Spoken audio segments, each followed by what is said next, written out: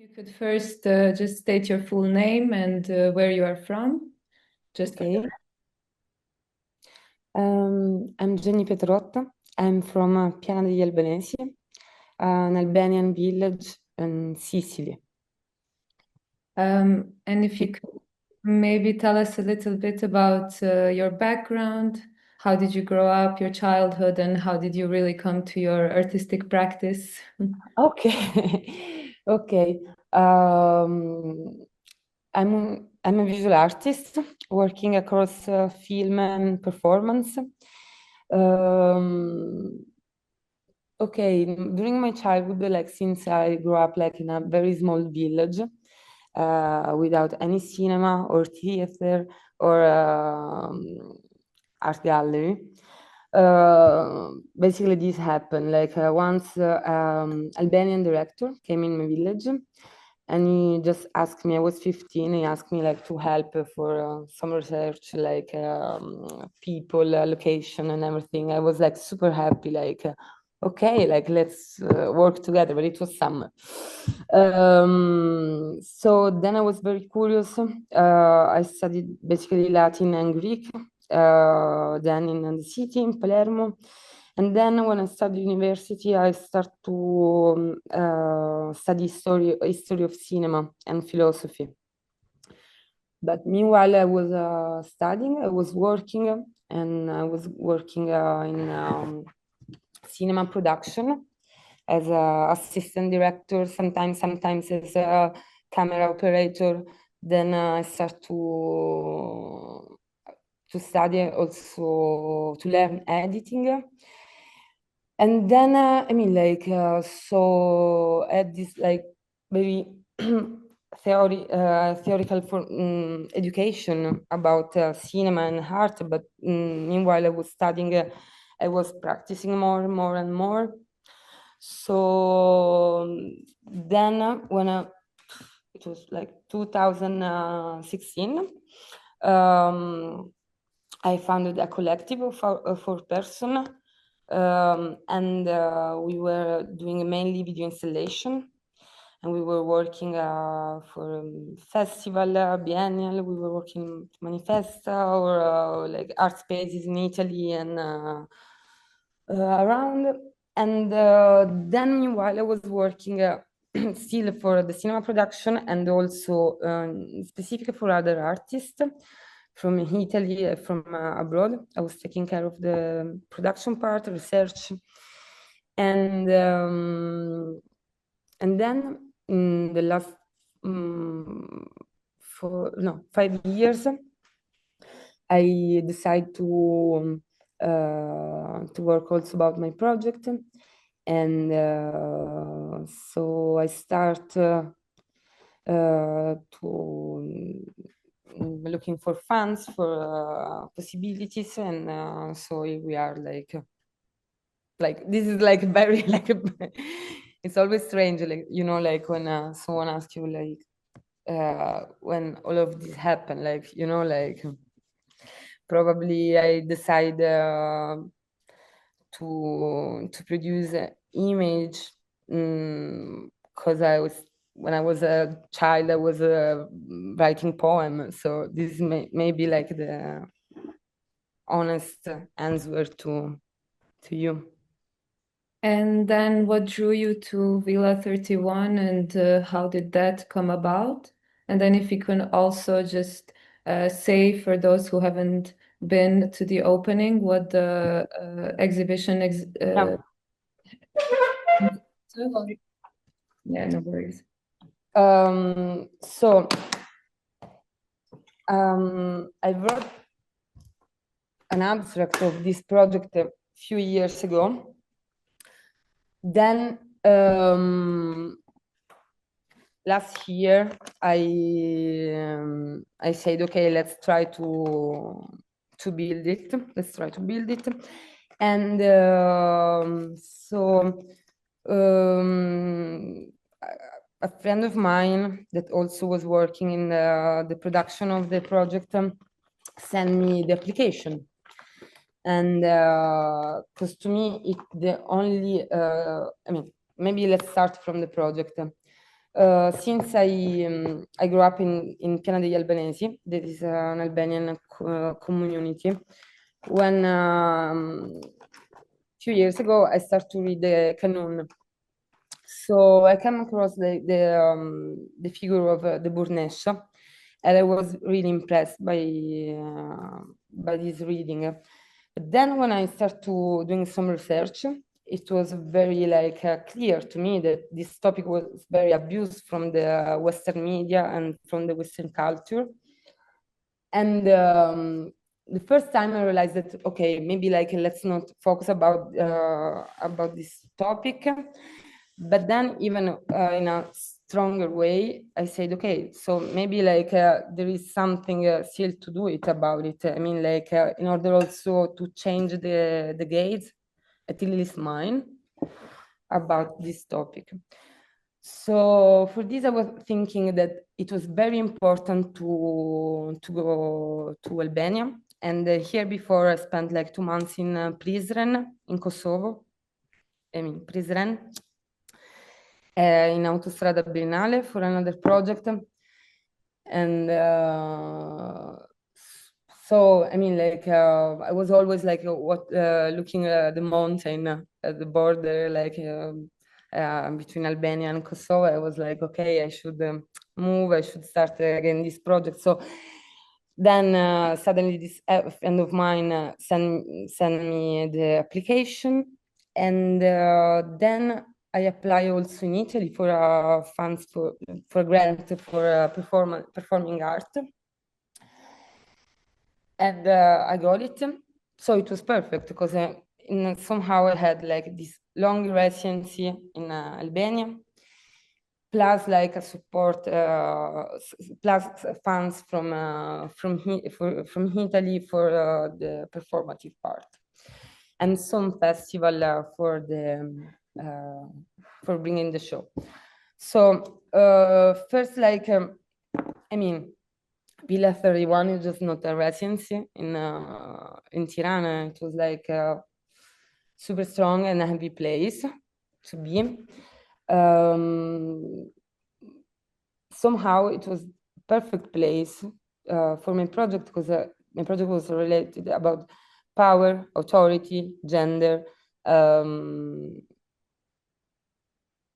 that also because the framework, the poetic framework I chose for the project was Hamlet, and the former house of Enver Hoxha was a incredible place for that. Also, you know, like when you arrive there and the house, it was closed for many years, you realize that you are living in the former house of a killer. So everything is very heavy. But then I have to say that thanks to also the other residents and the people who were working there, somehow we built a beautiful community. And it was also very interesting to be part of the transformation of the villa. So we were supporting each other like in a beautiful way, and I'm glad I found like such a beautiful person there. And so like about me, like I decided for the open studio to install like in my room, in my studio, that it was Pramvera room. And basically it was like a 3-channel video installation. It was like a big projection in the wall and then a vertical screen. And okay, like I took like this poem from Amelia Rosselli that it was because she suicided in 1996. And she rewrote like the monologue of Hamlet. And we were working with Lady Alushi, that is she's a poet, an academician and translator from Shkodra. And first I contacted her because she made a beautiful and strong, very intense research about the Jamai Buravet, the lament of the man. And to me, it was like, okay, like, since I work also with performing arts, like, how to embody this masculine gestual score. And so I invited two performers to work first, like during the work at the villa, it was just one, where we were working basically about the drama. So thanks to Ledia that she made like a very intense research in the field and the past years about the drama. We did it, and we did it like in the basement of the villa. It was very intense also because this ritual was also forbidden during the communist regime. And then also with Ledia, we translated this poem from Amelia Rosselli. And meanwhile, I was going often to Lege, because in Lege it was Drande Dodai, that is a Burnescia from Lege. We had conversation that I presented just like as a written conversation, but she's like in the video that I present in the villa. And then it was this vertical screen, like with 3 channel of Jamal Buravet, and then like projection on the ceiling. So this was the space I can send you, because it's always like difficult to, because it was an immersive installation. So maybe like better to share like some pictures, some video also to understand better. Then after the opening, when I come back to Italy, I had to present the performance in Sant'Arcangelo dei Teatri Festival. That is a place for performing art in Italy. And so we performed 9 times in Sant'Arcangelo, then in Centrale Fies, and then so the project is still going on. We have to repeat it also next year in Triennale of Milano. And also I'm working about the film part of the project. So this is still an ongoing project. This that residency was perfect for many reasons. I have to say, yeah. I want to go a little bit back again to living in the villa, and I understand that for a lot of local people, this was a place that still has a lot of memory and trauma. And maybe did this affect your process, or did this affect the work of how you imagined it in the beginning and then how it turned out? I think what I understand is that you engage a lot with these historical narratives, but then what is the process of putting them in this contemporary realm and local realm? I mean, for sure that, I mean, like, it's not a, for sure it's not a neutral space. It was also, you know, like strange. You know, like once you arrive, you are living in the same space of a family, and you have to deal with that. And for sure, you have to deal also with a lot of feelings. I was dreaming a lot there. For instance, like the first dream I made, it was about being poisoned. That probably is the trauma of every dictator, I guess. But I realized just like after a few weeks. But every morning I was writing all my dreams. I have to say they were very vivid. I don't have such a vivid dream, at least in the last time, but I'm used to have, I mean, to remember my dream in general. And for sure, like, I mean, it changed at least like the first step of the project, because since, I mean, that place to me is related, it's totally related to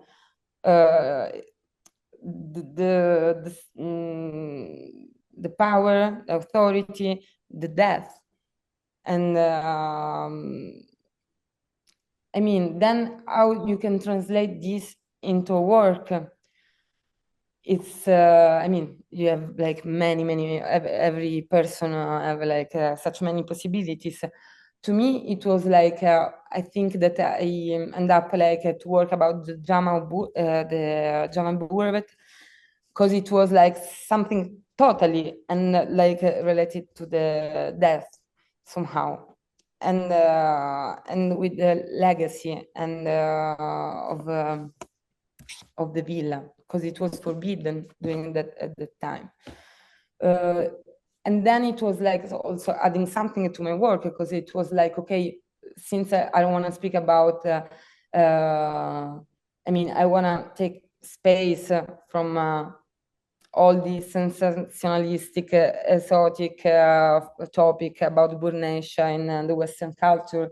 It was also like a very, to me at least, like a straight way to engage, like, and embody the discussion, like living this through the body and through the poetry. So, and especially in those kind of plays, you have to I mean, like again, when you realize you are living in the house of a former killer, I mean, even your gaze is a bit like damaged about that, because you went out from your balcony. I had such a beautiful view, like a beautiful terrace. But I mean, like, and also since I mean, like, I was talking a lot also with the people, like in Tirana, like also about the place, what kind of symbol it was like in the city, how they react also to French institution came in, like, and transform it, like. So there are many topics that are like, very delicate.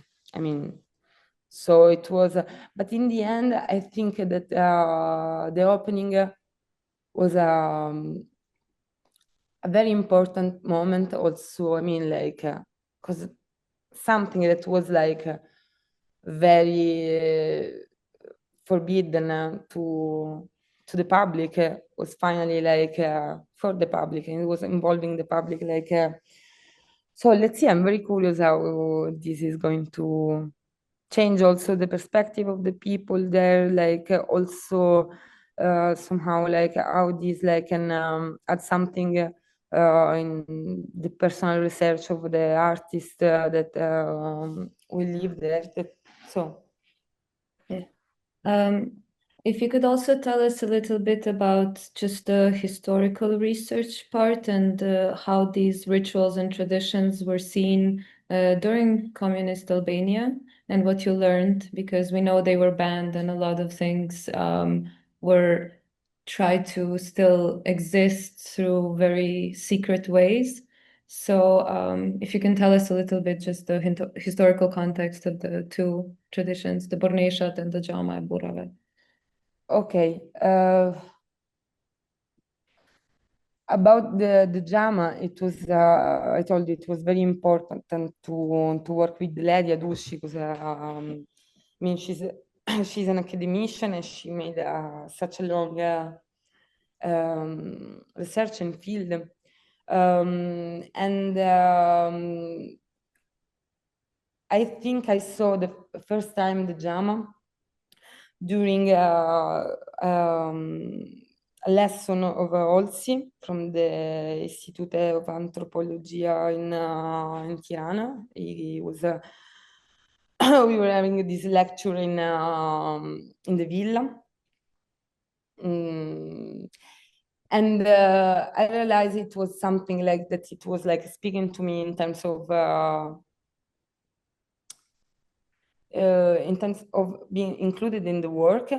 And what I discovered that it's very interesting how this gestual score that is very specific from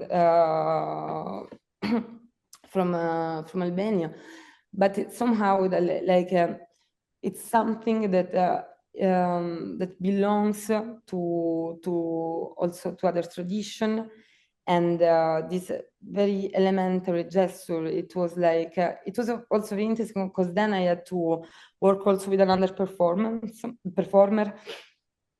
for in Italy. And it was very interesting how they, I mean, two performer, very like simple gesture, like how they were embodying this like in a very radically opposite way. So this is why, because also like speaking about Burnescia, it's something from the Western gaze, I mean, like it's very empty. Because like first then being a Burnescia, you are Drande, Ieta and everything. I engage also this conversation with the Ieta Luboteni that is a research academician, and she was a Burnescia since she was 18 until she was 28. She's from Kosovo, but she's living in America.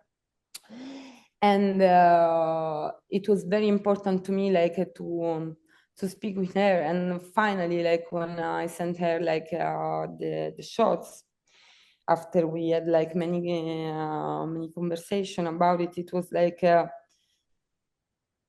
to me very important that somehow like we were going under the skin of the topic. And so yeah, I mean, like I hope also to continue the project and to go deeper and deeper about it.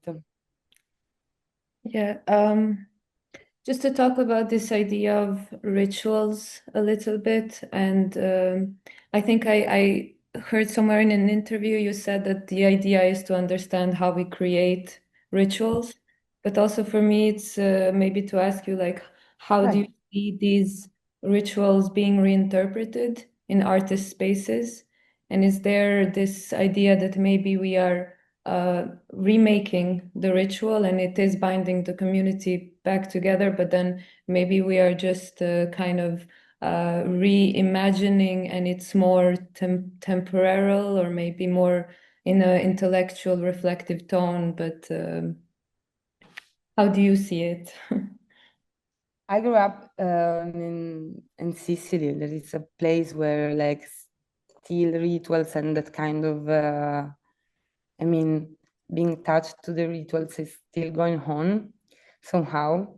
But I mean, how to build a ritual and how to reenact a ritual is, you know, it's like, I mean, it's very difficult to answer because I mean somehow like the ritual is something that belongs to everybody. It's something collective, can be also something very individual. And first when I was like thinking about how to become a Burnescia, and still this is a ritual because basically in the rite of passage, like you know, like you just cut the hair, you dress up like a man, and then when you are buried, when you die, you are buried as a man. You are complain as a man in the society. So this is like still like something that I mean happen. Like we are used to think that rituals are something like old, like and we are. I mean, like, but it's still something that is going on, and maybe less than in the last century, for sure.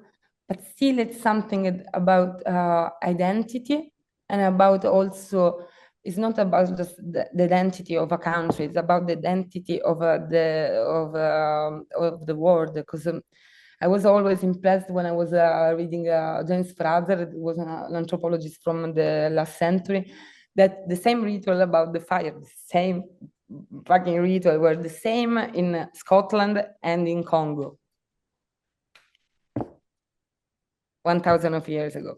So I mean, like we are more close than we think, always, and that's why, like, and again, like, why I was very sad about reading all the. I mean, all the Western interview about Burnescia, because it was always like, oh, it's very like old country, like being still touched with old rituals. It's like something, but I mean, no, it's not that.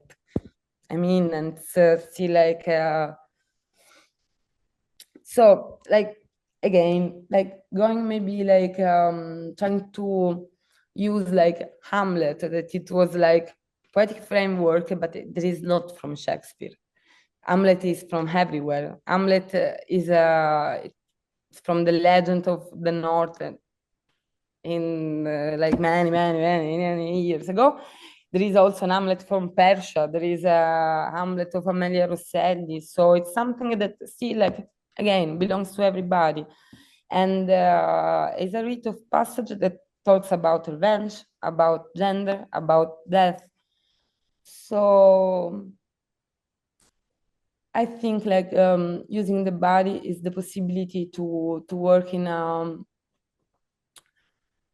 a universal way. Yeah. Um, To talk a little bit, I think you speak about gender a lot, and especially with Bornesha, it's very obvious this what it means to be a man and what it means to be a woman. But I find it even in Joma Burave, I feel like the ritual itself is so expressive and so emotional, and it didn't really fall into this form of what maybe like a modern communist man should be. Um, how do you engage it with gender theories today, maybe, or gender topics today, your work? Uh, I mean, I think both in a theoretical and in a very practical way. Because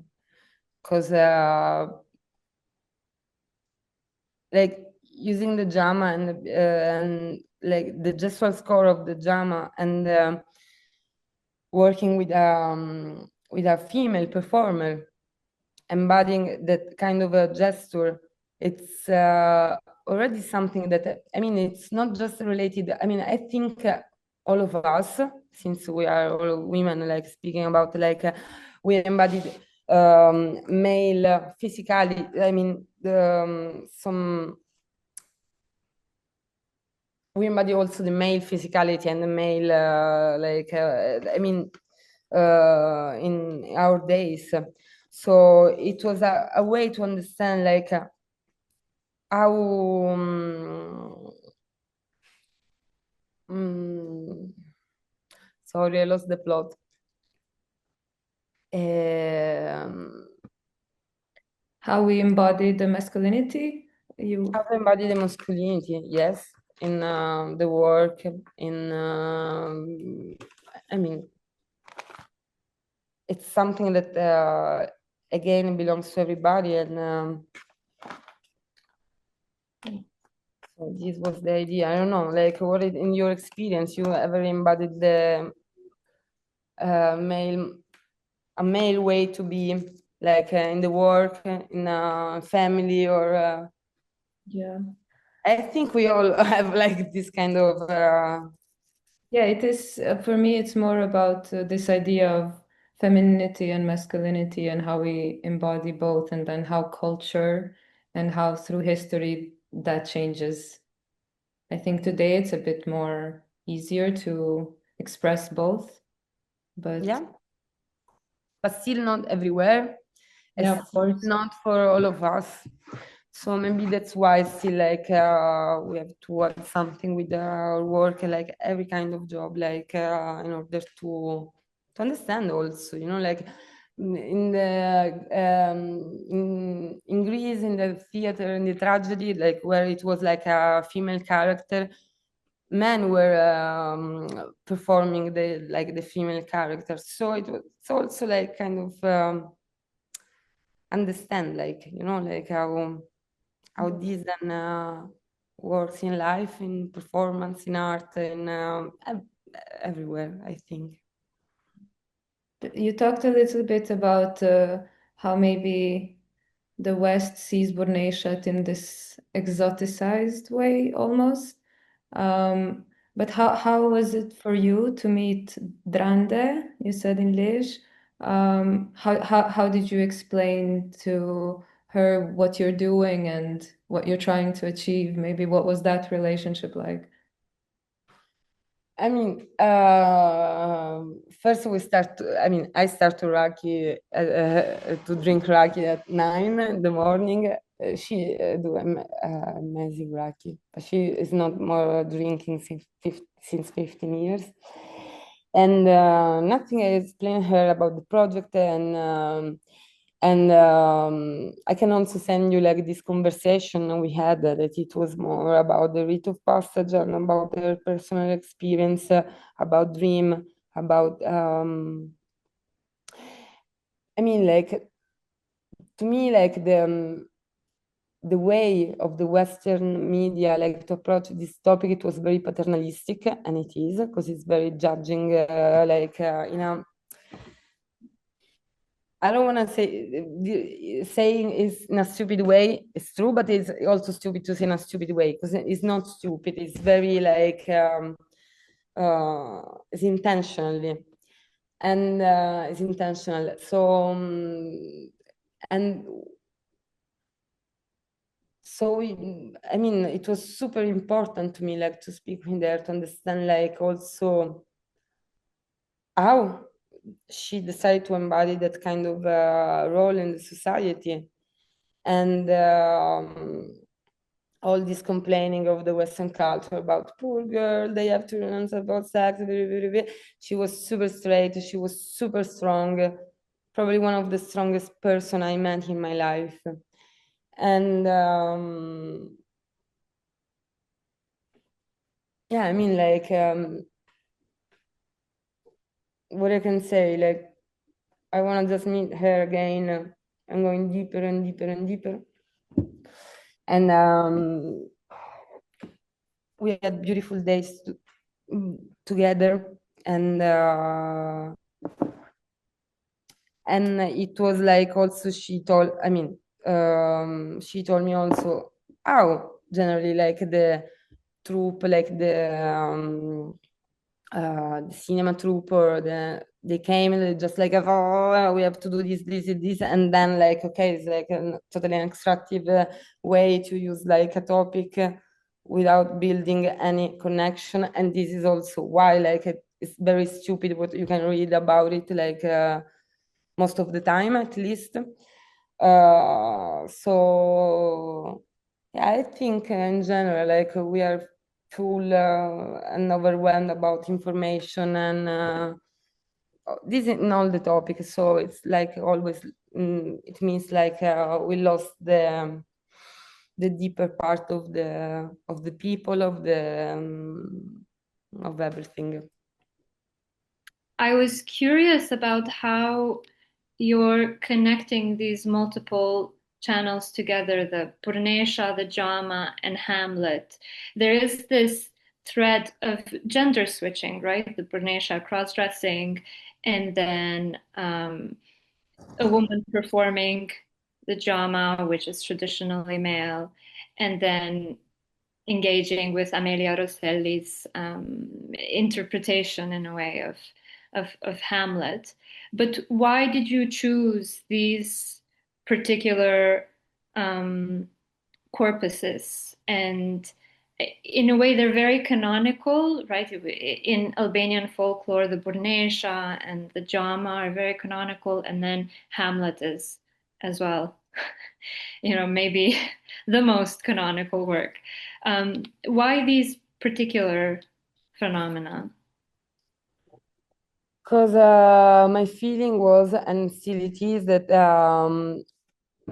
all of this was dialogue in a good way, in a deep way about the process, about the project, about also. I mean, like in Tirana at Villa 31, it was just the video installation.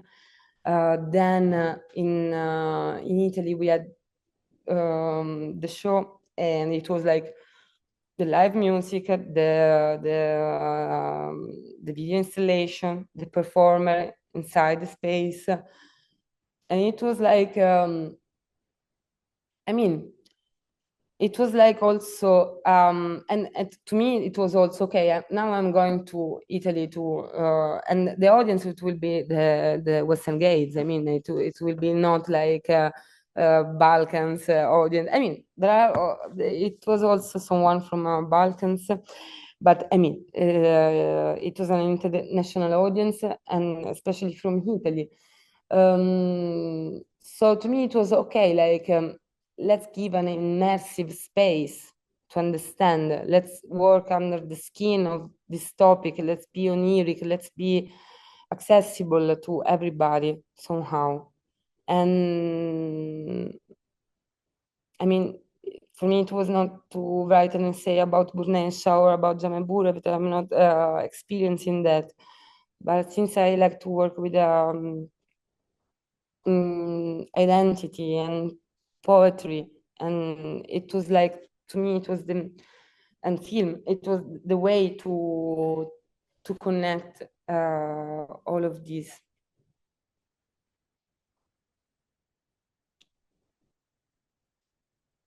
Then to me it's also I don't know if you have seen like something like any image or video, because it's always like, you know, like I'm speaking, but I think it's also part of the experience to be inside, or at least like to see a bit. You talked to us already a little bit about the future of the project and that it's still going on and it's going to be shown. But you said as well you want to make a film Yeah. about the whole thing, or just Burneshat? I don't know if I... It's I mean, like it's still it's yeah, it's a movie. It's about like all the thing we already did, but yeah, I want to develop more in terms of also of the poetic framework of Hamlet. So yeah, I'm writing about it, and yeah, I hope to come back soon to Albania and Kosovo to develop the next stage of the project. But yeah. And Diona, if you don't have any more questions, we ask, Diona asks a very nice question at the end, which is, what are you excited about in the future, be it socially or artistically or just personally? But there is no a division in between the socially, artistically, and personal. I mean, it's all connect. And yeah, now I'm working about this. We have a performance in Palermo during this festival, Mercurio Festival, with a group of people. It's a collective creation about these women that yes, 400 years ago was selling poison to the ladies who were like very in a shit marriage, and were like so, and then she was killed in the square of Palermo, like because I mean so now we are working about this, and it's a transnational project because we are like Italian, French, Iranian people like working about this subject. It will be a video and performance about 20 minutes, and we have the presentation in the end of September. Then since I'm a freelancer, I'm working also about a movie of two artists that I been working since 10 years, Masbedu, and we are working about a movie in between Iceland and Stromboli, a small island in Sicily, a volcano basically. So we're working about that, and now I wish to, I mean, get funds to continue also Bring My Dream project. I'm going on with that. And also I'm working, and this is like long-term work, it's all life work. about an airbrush archive of my community, visual archive and sound archive. So I started last year, and I think I will end when I die. So yeah, it excites me a lot. Well, thank you. I will ask one more additional question. Is it how was it showing this particular work in Tirana and then in other places? Did it have a different feeling for you? I was thinking, yes, for sure. It was like in the beginning when I was in Tirana, but it was, I have to say, the audience and also the operators were very happy with the work. But yeah, in the end, it was very strange to have also the same kind of reaction also abroad, like in Italy, that it was like, okay, to me, it was something good because it somehow like, yeah, let's see. I'm still curious because we had another moment then in Triennale in Milano, but I want to propose an extension of the work, and let's see. Yeah, let's see. Okay, well, thank you so much for taking your time to talk to us. Thank you. Yeah, it was so nice meeting you.